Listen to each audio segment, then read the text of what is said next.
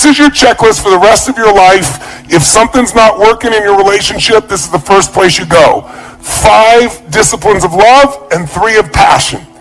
These 5 disciplines are what the game is all about. The first discipline we call the discipline of unconditional love and compassion.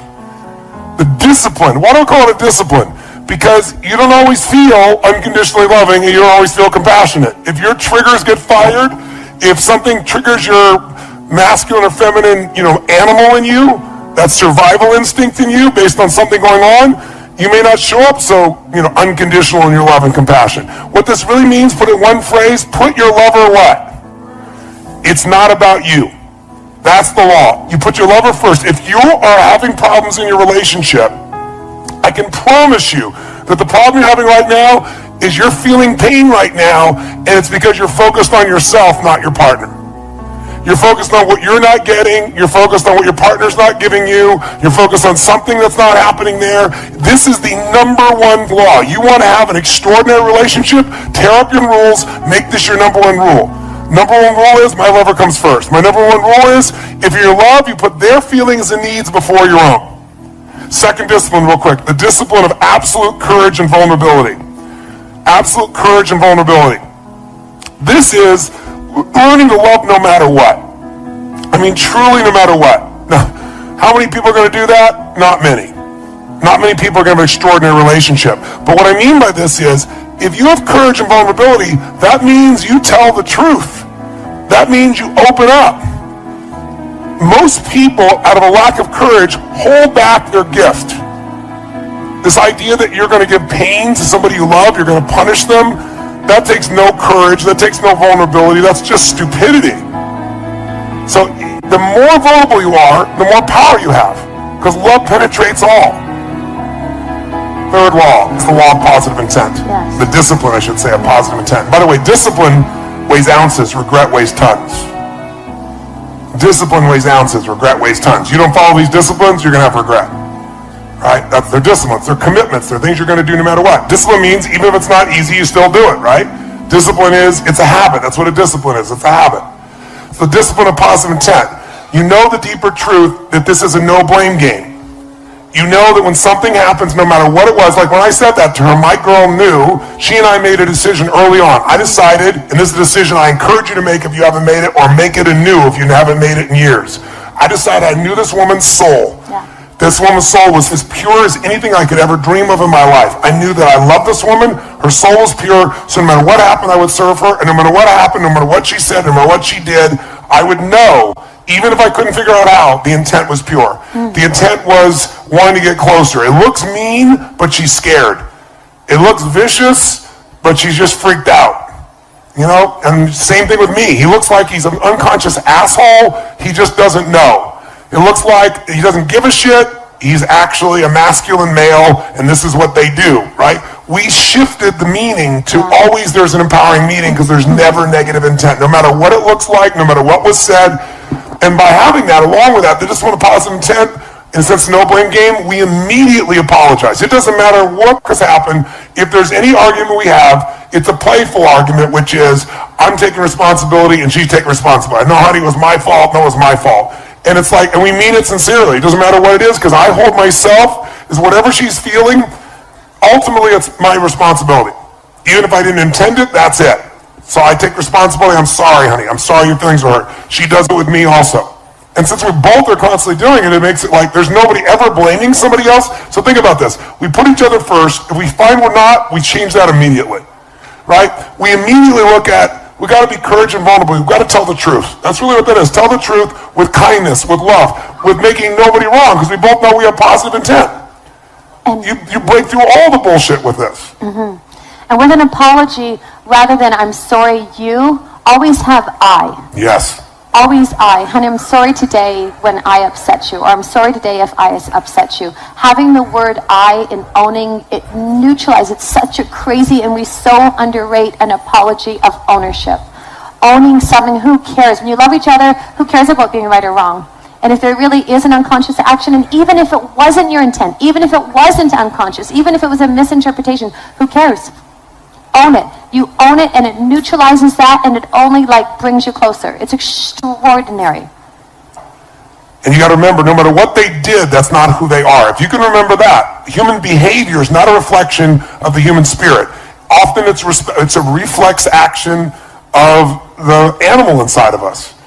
And if you can know that, you know their spirit and you know their soul, then you know when people get insecure, when they get uncertain, when they go in survival, I've done it, you've done it, we've all done it. So instead of judging and making them wrong because you're scared of being hurt again, you got to come back to, I know what their intent is, I know it's positive. When you question my intent, you end the relationship. You question my behavior, you got every right to do that, even if I disagree with you. You just never question intent. I'd underline that, I'd bold it, I'd go on. If you question intent, you are destroying the relationship. So when you look at somebody, usually you subscribe either what you would do, or if you dislike something about them, or you're in a bad state, you'll come up with the worst reason why they did it. It's never the truth. They did it to meet some needs, same as you. But underneath it, if you know their soul, you just don't question their intent. Now think of it, if you just did these three things, what would be destroyed on your list? Oh my God, our kids, blah, blah, blah, blah, blah, blah. Wait a second. My wife comes first, my husband comes first. You know what? Bottom line is, I trust and love them. These kids are going to be great. I'm going to bend. I'm going to find something here for him. I'm going to find something here for her. Right? And I'm making this so crazy. I'm being so upset. What am I really upset about? I'm upset thinking my kids are not going to be the way I want them to be.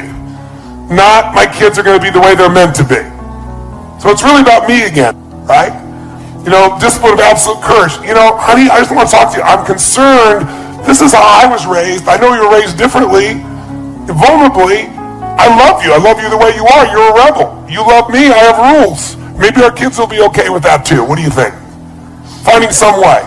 You know, knowing that there's positive intent will kill any anger upset inside this piece. Fourth one of the 5 disciplines. Fourth is the discipline of honorable language and moment-to-moment awareness. Honorable language.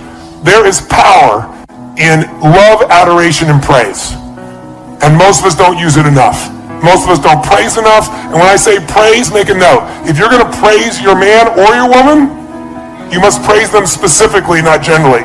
But moment to moment, being consciously aware of the impact that you're having with your language and your presence on your partner. And your language as well.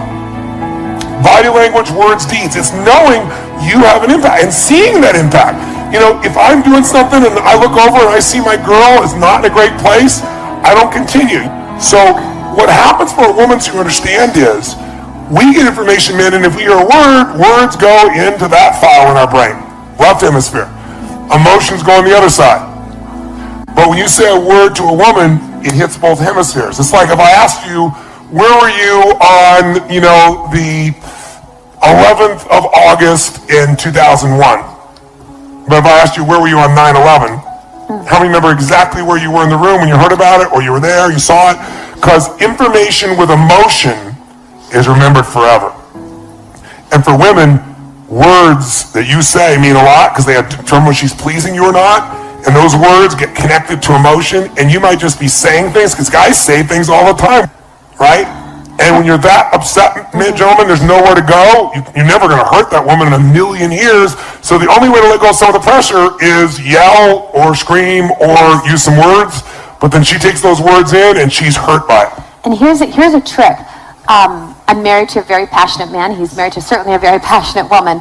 And we made decisions. Never, I hate you. Never, I'm going to leave you. And not F you. Tone will say, F, mother F. Like, I mean, it can come flying out of his mouth and have such a level of intensity.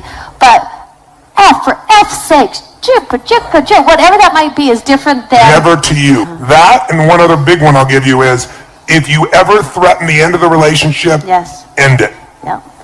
Because if you ever threaten it, when people go to put their button on the button, just to threaten it because they're so frustrated, the moment you do that, somewhere in the psyche of your partner, they think, oh my God, they could leave me, and I gotta have to do this first. And so they put their finger on the button, and all it takes is enough times of doing that, enough years of doing that, and one day somebody will push the button. If you are committed to the relationship you're in, ban for life. Yes. For multiple lifetimes for those of you who are gonna come back 6 and 7 times like some of the people here did. You ban for multiple lifetimes. I will never, ever, ever threaten. Never. Neither of you ever threatens to leave. If you threaten to leave, relationship's over. It might take 3 more years, 5 more, 10 years, but it's over. If you want to be in a relationship with this person, don't ever, ever, ever threaten. And if you did before, it's off limits forever. No exceptions. Doesn't matter how mad you are, angry you are, sad you are, never. You're not unconscious with your language and unconscious with your deeds. You're aware of the impact and you correct it immediately. You constantly realize, I'm pissed off, I'm hurt, I'm sad, it's about me. Let me step out of me. I'm into something bigger here. Right? I'm not about that. I'm not about something bigger. It's what do they need? Let me step in there. You do that enough times, it'll become a habit. And finally, number 5, the discipline of giving freedom. Giving freedom. Men live for freedom, women need it also. But it comes in different forms. And it's the power of forgiving, forgetting, and flooding. Forgiving, forgetting, and flooding. Now, women seem to have more of a difficulty with forgetting.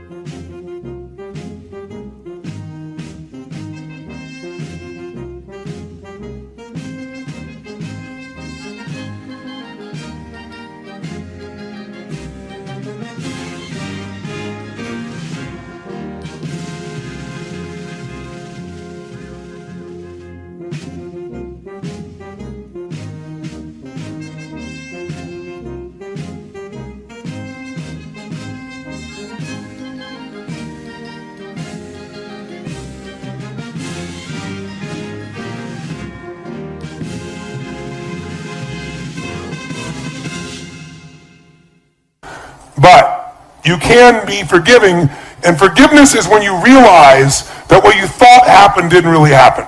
You gave it a meaning that doesn't really match reality.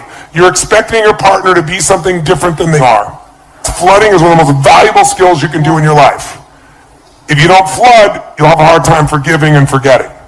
And we flood our magic moments. I mean, all the time. All the time. And we capture them. You know, we have our little app of a journal that we capture all of our beautiful moments. After this event, when we get home on Sunday, we'll spend an hour and just capture all the beautiful moments that happened here. Everything that was funny, everything that was beautiful, everything that was touching. Because otherwise, it's actually what Nicole was talking about. Maybe she talked about framing. You have a peak experience and you actually give words to it, and that frames it, and it helps to get to that place. It's just like you bypass all that effort that took you there, and then that's your next starting point. And then you have another peak experience, and then you share that and you frame it and you give language and you give words to it, and then boom, you set the bar higher. And a lot of times what happens is magic happens in life. Grace pours, and we don't give words to it, we don't celebrate it, we don't recognize it, we don't see it, we don't appreciate it. And putting words to that of appreciation and and reliving and experiencing it, it is, I would say it's one of the top 10 things for us that we do that just, it ignites and that feeling and just of utter appreciation, and we always capture it so we can go back and read it. It's so beautiful. This is something to share. So when we first, it's true. He was so, oh my gosh, like I mean rigid, militant, blue, like so intense about these things. And so, I mean, anytime that anybody would talk about eggs, he was just like, and did what felt like he was not vicious, but it felt like that level of intensity. And so we were together and I was feeling like I needed more protein, and we share everything, and it was so crazy because I started to eat eggs, and I literally, and I oh my God! No, this sounds nuts, but I did not tell him, and I felt like I was having a freaking affair with an egg, and I would go into the pantry and I'd eat the eggs, and I'm like, this is nuts, like this is crazy, it seems ridiculous.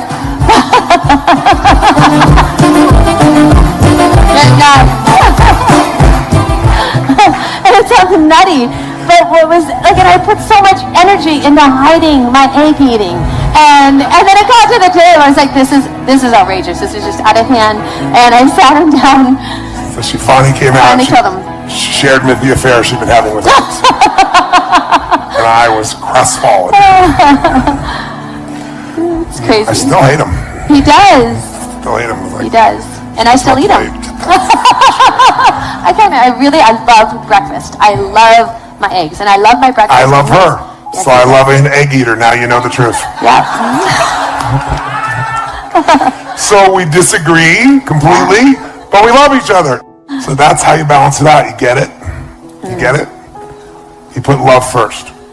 You love more than your rules. And it makes you a better human being because it opens you up, because lots of things we're making life and death that really aren't.